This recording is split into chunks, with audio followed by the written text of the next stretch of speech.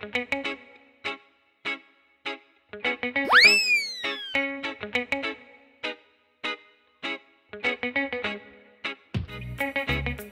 गरीबो।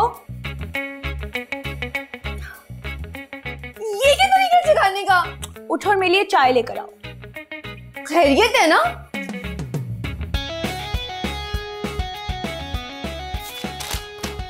ये क्या है? काश मैंडी तुमने थोड़ा सा भी पढ़ लिया होता ना तो तुम ये सवाल मुझसे कभी ना पूछती। यल्ला जी, लड़की इतनी आपस से फाइट क्यों है? ये मेरा सिलेक्शन लेटर है। मैं रमजान ट्रांसमिशन की फीमेल एक्टिंग के लिए सिलेक्ट हो गई हूँ। क्या? जी, और अब जरा ना ध्यान से और तमीज से बात करना मुझसे। आज के बाद तुम एक सुपरस्टार के साथ रहोगी।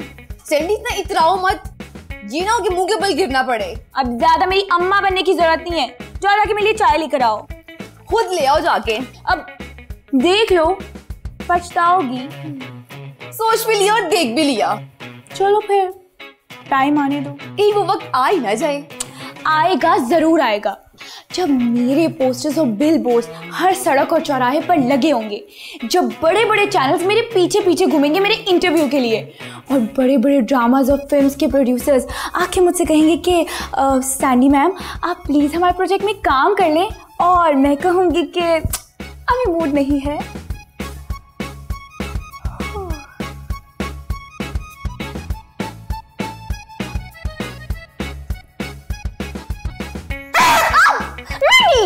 इज्जत की दुनिया में वापिस आओ और ये ख्याली पुलाव बनाना ना छोड़ दो। ये ना हो कि कुछ दिनों में खाने के लाले पड़ जाए। ऐसा कुछ नहीं होने वाला। अब जो काम मैंने सोचा है ना उसमें फायदा ही फायदा है। पैसा ही पैसा है, पैसा ही पैसा है।